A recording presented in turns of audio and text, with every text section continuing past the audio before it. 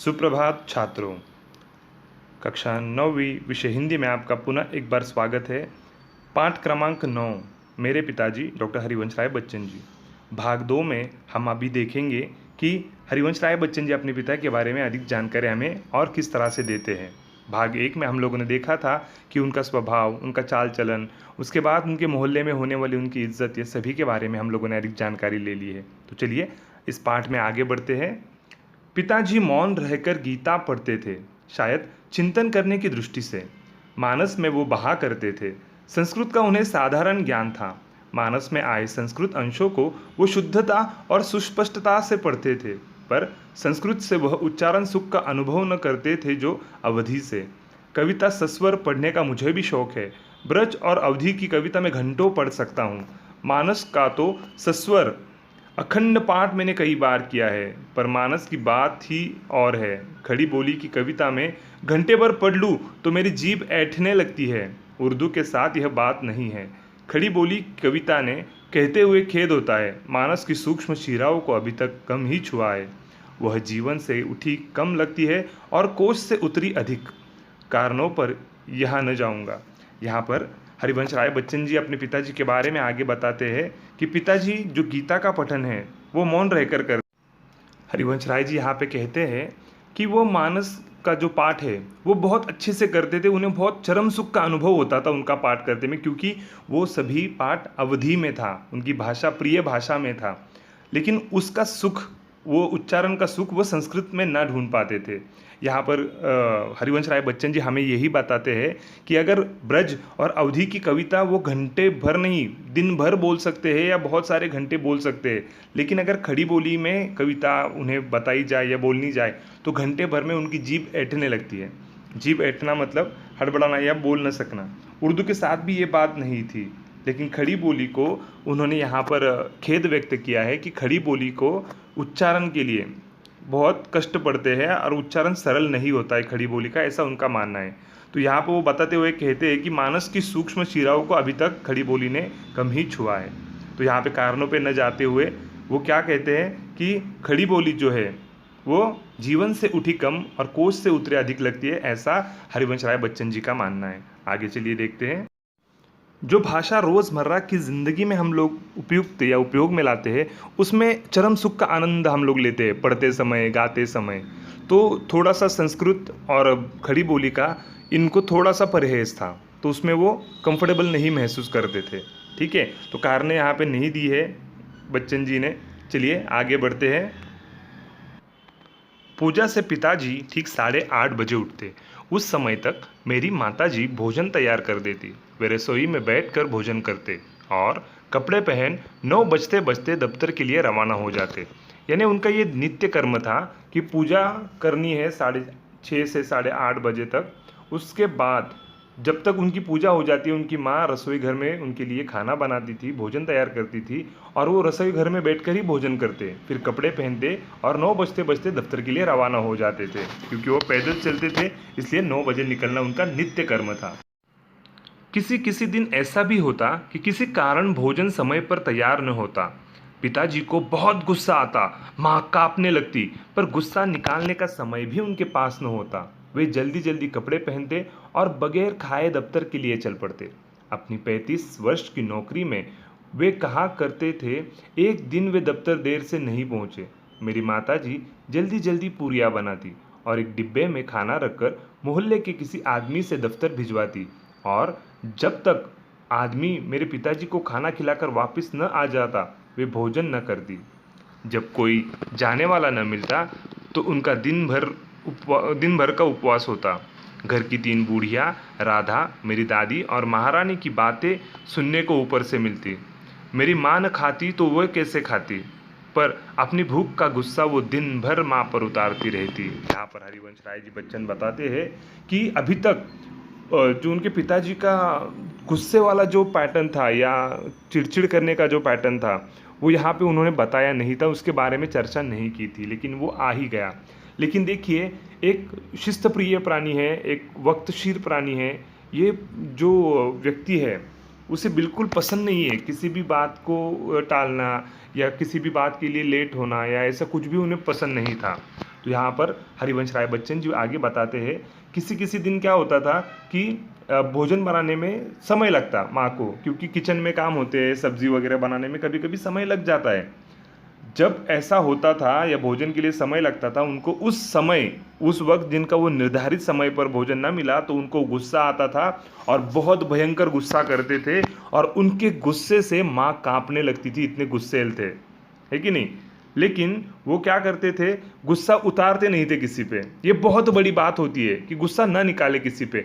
उनको गुस्सा निकालने का भी समय न रहता, वो क्या करते, वैसे ही कपड़े पहनते और अपने दफ्तर के लिए निकल जाते।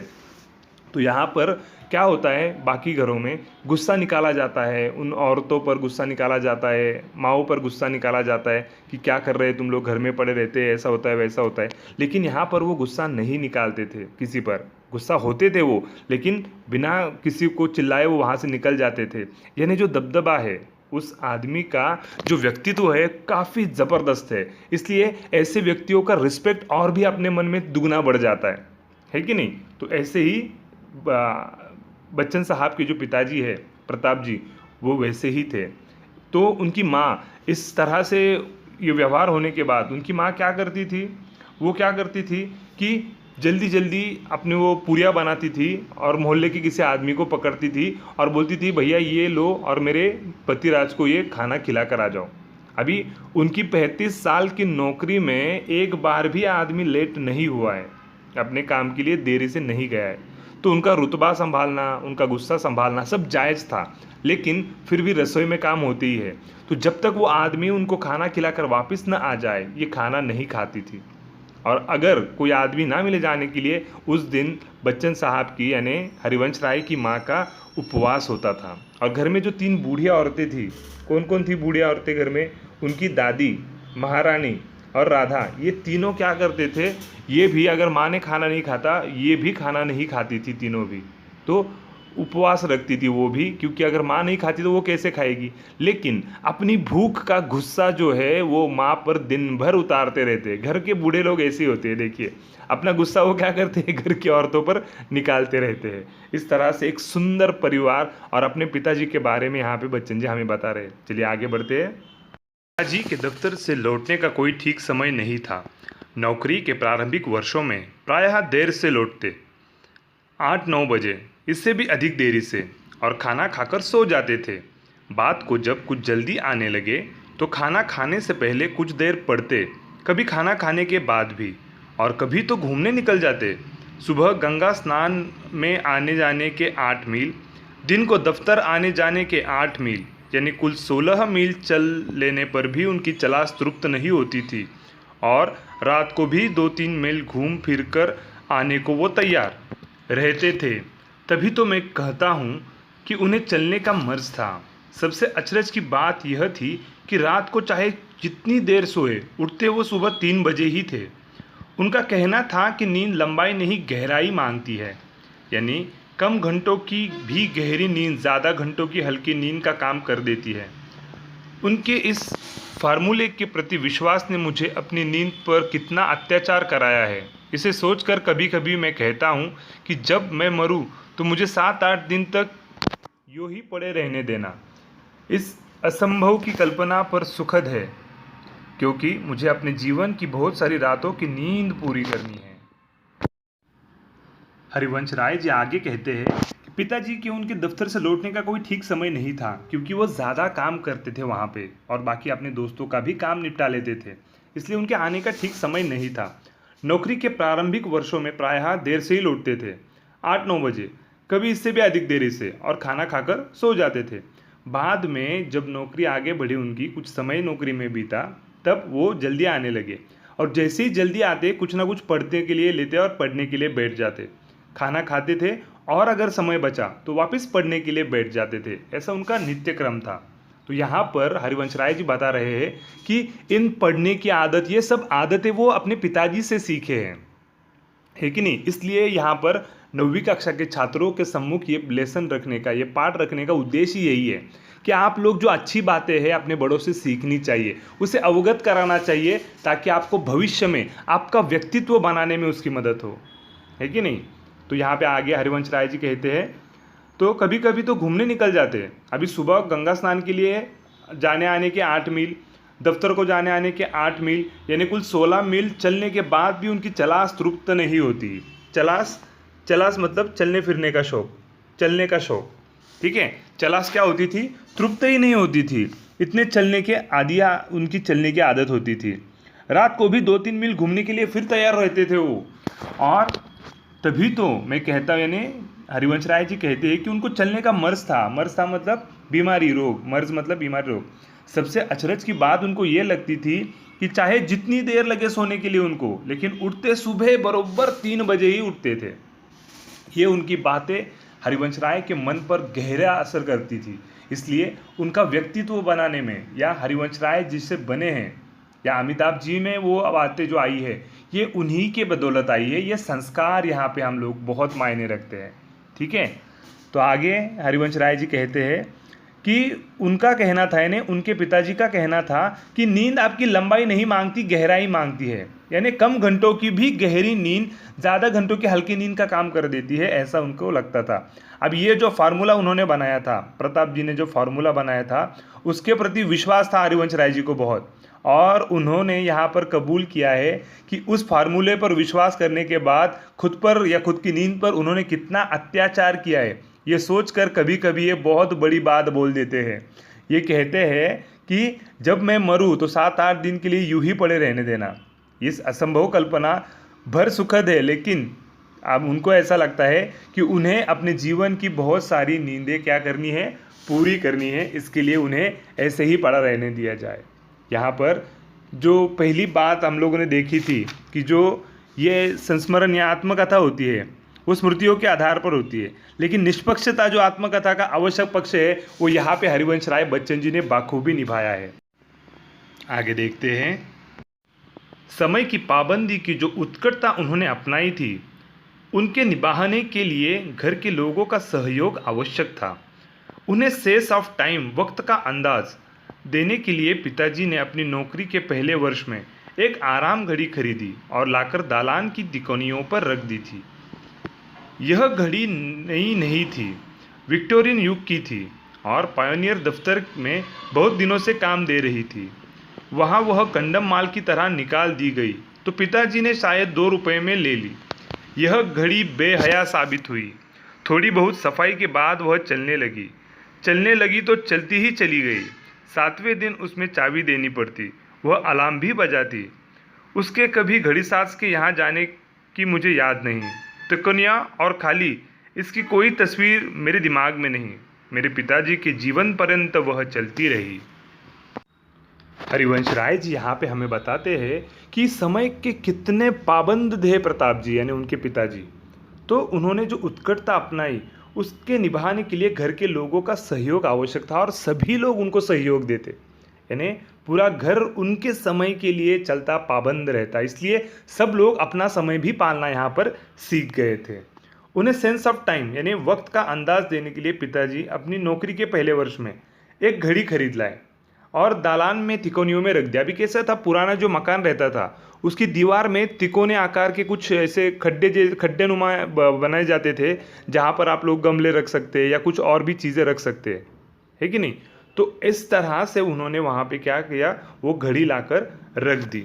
वो घड़ी नई नहीं थी, विक्टोरियन युग की थी और पायनियर दफ्तर में बहुत दिनों से काम दे रही थी। वहाँ वह कंडम माल की तरह निकाल दी गई तो पिताजी ने शायद 2 रुपये में उसे खरीद लिया।